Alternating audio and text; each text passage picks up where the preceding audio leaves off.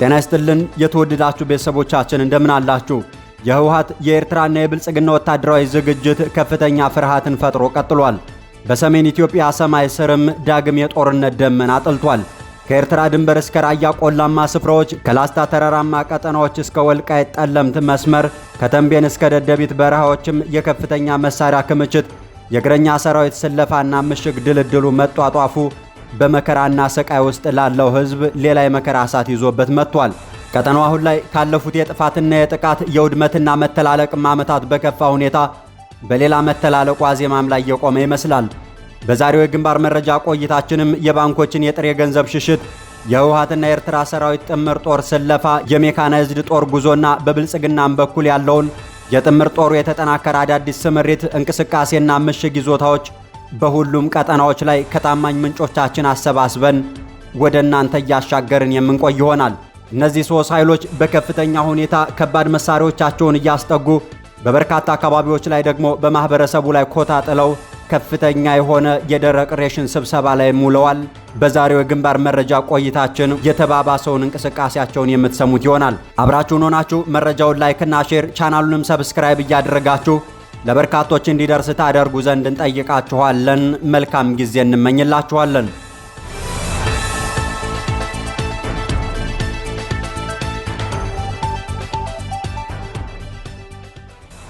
መረጃዎች እንደሚያመለክቱት በመከላከያ ሰራዊቱ በኩል በአፋር በዋግና ላስታ መስመሮች ከፍተኛ የሜካናይዝድና የእግረኛ ሰራዊት ስምሪት ተደርጓል።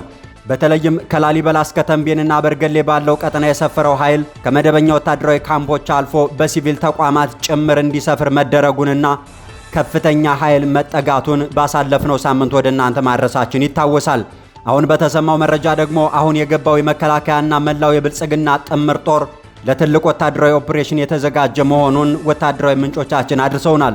በተለይም በዚህ የዋግ መስመር ሰቆጣና በርገሌ የገባው ኃይል የህወሓት ዋሻ የሚባለውን የተንቤንና አካባቢውን ስፍራዎች ቀድሞ በእግረኛ ሰራዊት ለመቆጣጠር ያለመና በተለይም ህወሓት ከዚህ በፊት በተደጋጋሚ የመጨረሻ ምሽጉ ሲያደርገው የነበረ ስፍራ በመሆኑ ይህንን ቀጠና በከፍተኛ የእግረኛና ሜካናይዝድ ጦሩን በፍጥነት ቀድሞ በማስገባት የመቆጣጠር ፍላጎት በብልጽግናው በኩል መኖሩም ታውቋል። ጦርነቱ ሊጀመር ቀናት ብቻ እንደቀሩት የሚናገሩት የመረጃ ምንጮቻችንም በተለይም በዚህ ዙር ጦርነቱ የሻዕቢያና የህወሓት ኃይሎች የግብፅን ደጀን ይዘው መጥተዋል በሚል በብልጽግና በኩል ከፍተኛ ፍርሃት መፈጠሩንና በከፍተኛ የእግረኛ ሰራዊት የሜካናይዝድ ጦርና የመከላከያ ቴክኖሎጂ ጦርነቱ ሲጀመር በከፍተኛ ማጥቃት የስነ ልቦና የበላይነት እንዲወሰድ በወታደራዊና ፖለቲካዊ የብልጽግና ከፍተኛ አመራሮች በኩል በ4 ኪሎ ቤተ መንግስት በተደረገ ስብሰባና ውይይት ውሳኔ ላይ መደረሱንም የመረጃ ምንጮቻችን አድርሰውናል።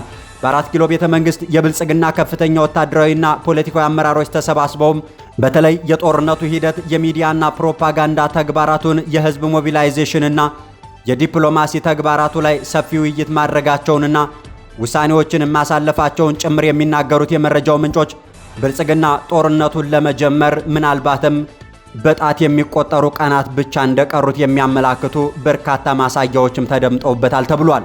በሌላ በኩል የህወሓት ኃይሎች በራያ በሽራሮ በደደቢትና በቆላ ተንቤን በኩል ልዩ ወታደራዊ ስምሪትና የምሽግ ድልድልም ሰርተዋል ተብሏል።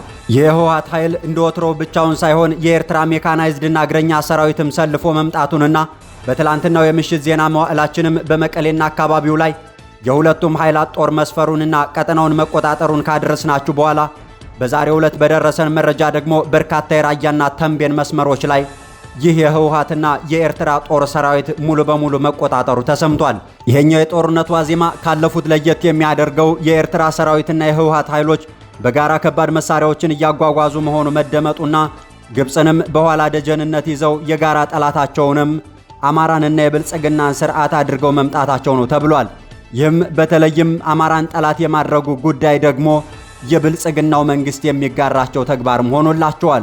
እነዚህ የቀውስ ቡድኖችም ስምምነታቸው የጦርነቱን አቅጣጫ ወደ አማራ ክልል ለማዞር የታለመ ሲሆን ቀደም ሲል በሰሜኑ ጦርነት ክፉኛ የደቀቀውን የአማራ ህዝብ አሁንም በእነዚህ ኃይሎችና በፌዴራል መንግስቱ መካከል በሚደረግ የጥቅም ስሌትና የበቀል ክንዳቸው የአማራን ምድር የሞት መንደር እንዲሆን ሜካናይዝድና እግረኛ ጦራቸውን በከፍተኛ ሁኔታ እያስጠጉ ነው ተብሏል።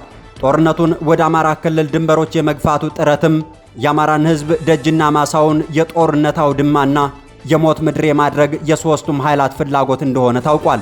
ጦርነቱ በይፋ ሳይጀመር የሰብአዊ ቀውሱ ግን ቀድሞ የአማራን ንጹሃን ዜጎች ጓዳቸው ገብቶ እያመሳቸው ይገኛል። በራያ መስመር የብልጽግናው ኃይሎች ሙሉ በሙሉ ለቀው መውጣታቸውን ተከትሎ የህወሓት ኃይል ቀጠናውን ሲቆጣጠር መንፈሳዊ ተቋማትና አገልጋዮችን ጨምሮ የአማራ ወጣት አዛውንትና ጨቅላ ሕፃናትንም ሳይመርጥ በግፍና በገፍ እየገደለና እያፈናቀለ ቀጥሏል። የጀርመን ድምፅ ተፈናቃይና የአካባቢውን ምንጮች ጠቅሶ በዛሬው ዕለት በሰራው ዘርዘር ያለ ዘገባ ካላማጣና ኮረም ከተሞችን ጨምሮ ከ6ቱ የራያ ወረዳዎችና ከተማ መስተዳድሮች ከ100 ሺህ በላይ ዜጎች ተፈናቅለው በከፍተኛ ስቃይ ውስጥ ይገኛሉ ብሏል። እነዚህ ቀጠናውን የተቆጣጠረውና የተፈራረቀው ሁሉ ግፍና በደል የሚፈጽምባቸው የአማራ ተወላጆችም አሁንም ምንም አይነት መጠለያና ጉርስ ሳይኖራቸው በከፍተኛ ስቃይ ውስጥ መሆናቸውን የጀርመን ድምፅ ዘርዘር ባለው ዘገባው ላይ አስነብቧል።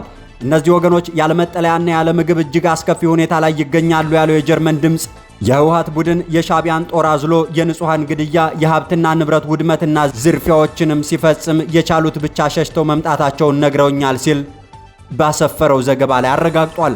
ጦርነቱ ራሱን የቻለ የፖለቲካ ቁማር ቢሆንም ዋጋ እየከፈለ ያለው ግን አሁንም ያው ምስኪን ገበሬና የከተማ ነዋሪው ብቻ ነው።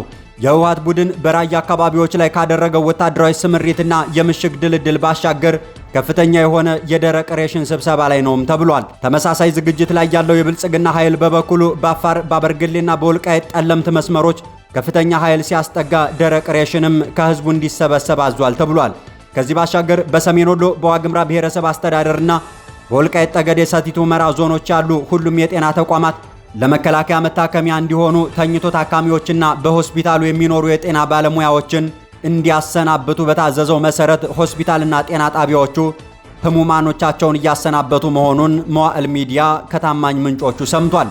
ብልጽግና ወታደራዊ እንቅስቃሴው ብቻ ሳይሆን በፋይናንስ ተቋማት ላይ እየወሰደ ያለው እርምጃም የጦርነቱን መቃረብ በግልጽ እያመላከተ ያለ ሆኗል። በአማራ ክልል በተለያዩ ወረዳዎች ላይ የሚገኙ ባንኮች ጥሬ ገንዘባቸውን ወደ ዋና ዋና ማዕከላት እንዲያሸሹ ተደርጎ በታዳጊ ከተሞችና በበርካታ ወረዳዎች ላይ ያሉ ባንኮች ጥሬ ገንዘባቸውን ወደ ማዕከላት እያሸሹ እንዳሉ ታውቋል።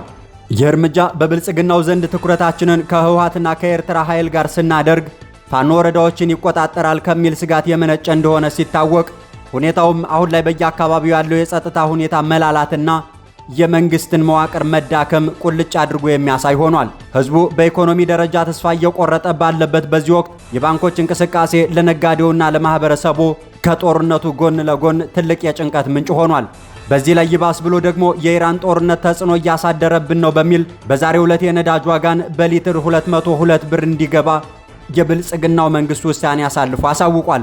አሁን በሰሜን ኢትዮጵያ ያለው ጦርነት ሊጀመር ዋዜማ ላይ መሆኑንና የፌዴራል መንግስቱ በዚህ ወር ጦርነት ሊጀምር እንደሆነ የአሜሪካው የጥናት ድርጅት ባሳለፍነው ሳምንት ሲያሳውቅ አዲስ ስታንዳርድ ሚዲያ የዲፕሎማቲክ ምንጮች የነገሩኝ ብሎ በትላንትናው ዕለት ባወጣው መረጃ ይህንኑ የብልጽግና መንግስት በቀናት ውስጥ ጦርነት ሊጀምር ነው የሚለውን መረጃ ያረጋገጠ ሌላ ዘገባ ሰርቷል።